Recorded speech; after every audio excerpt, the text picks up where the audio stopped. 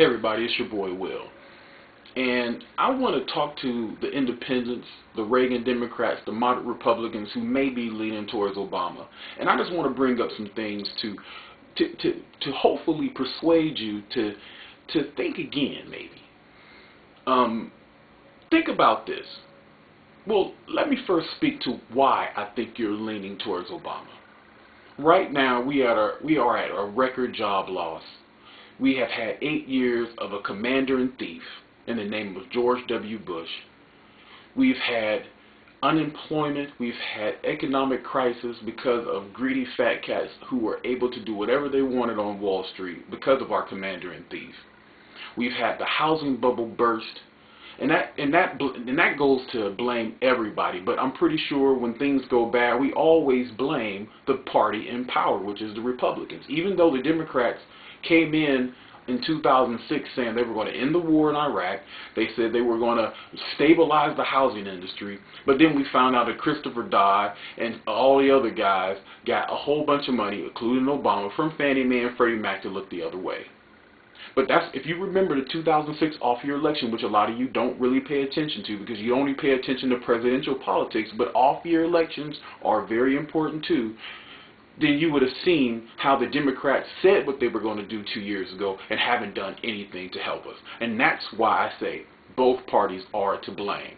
But we always blame the party in power because the president is the most visual piece of our government, the most popular that we see. But we very rarely look at Congress because how many people actually can tell who their congressman or woman is? I mean, very few can. My congressman is Pat Tiberi, a Republican. Don't like him, but hey, I didn't vote for the guy. But, so, I just want to talk to you about why, if you didn't like George W. Bush, why you shouldn't like Barack Obama.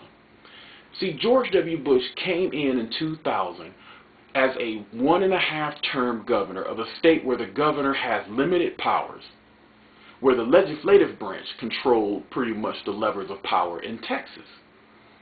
George W. Bush came in on slogans and platitudes like compassionate conservative. He came in talking about his accomplishments as running businesses, talking about his Yale education, his Harvard business law degree, saying that he was going to run the country like a CEO did. And he did do that. He came in talking about how he was above politics and how he was going to bring Democrats and Republicans together. He came in talking about how the era of scandals were over, how he was going to restore dignity and innocence and prestige back to the White House after the Clinton years. Does all this sound familiar? Does this all sound familiar? I mean, I've touched on this in other videos, but I really want to bring it home to you.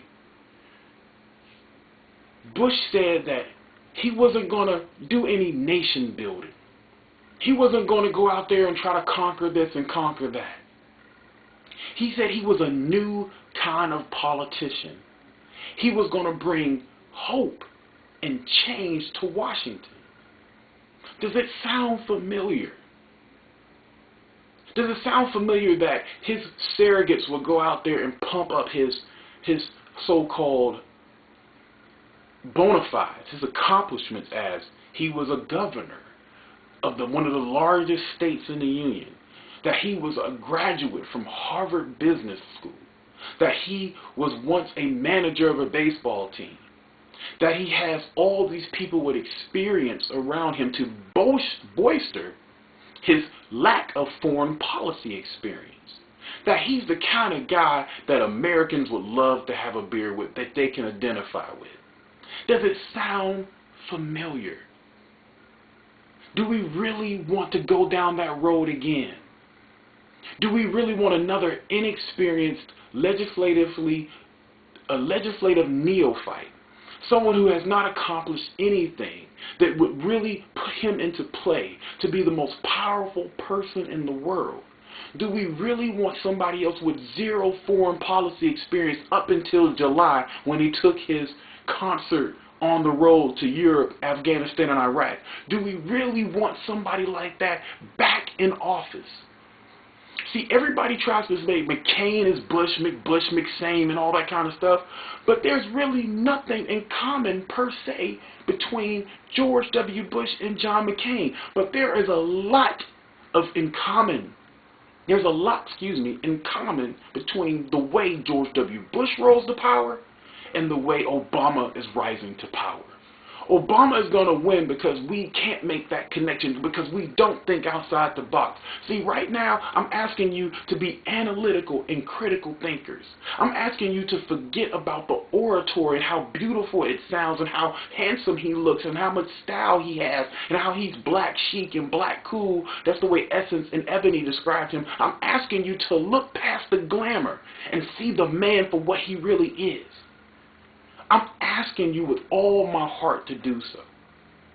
I'm not against Obama because he's a bad person. I'm against Obama because we've seen this show before. We've seen this before. We know how this movie ends. Do you really want to take that risk? Do you really want to gamble on somebody who does not have the bona fides, who have people in the press? The press. How many times does the press get anything right? They got George W. Bush wrong in 2000. They got Bush wrong in 2004 because they were scared to sound unpatriotic. Do we really want somebody else to get in because the press wanted to sound like they were not racist? Do we really want somebody to get in because the press didn't want to vet him because they didn't want to sound racist? They didn't mind sounding sexist, but they don't want to sound racist. Do we really want to take that chance? I'm asking you independents, you Reagan Democrats, you moderate Republicans, do you really want to take that chance? Do you really want another neophyte in office? Look up George W. Bush's record and see how it correlates with Obama's record. Think about it. Somebody who said they were going to change Washington, and he changed it all right. He changed it for the worse, but we believed him because we wanted something different. We wanted that change. We wanted to believe that the best years were ahead of us, that he was going to truly bring us to that light, and make America that, like Reagan said, that shining city on a hill. I'm telling you, people, you're going to rule the day that you pull that lever for Obama, because you got caught up in pretty words and oratory, got caught up in slogans and platitudes. I want you to look inside yourself and think about what I said. Think about what I really have told you today. I know a lot of you Obama worshipers are going to try to tear this apart and say, how dare you say that Obama is Bush? But I'm not saying they are the same person. I'm saying look at their rise to power. I hope you guys can wrap your mind around that, because I know that's kind of deep for Obama worshipers. But I hope that you can.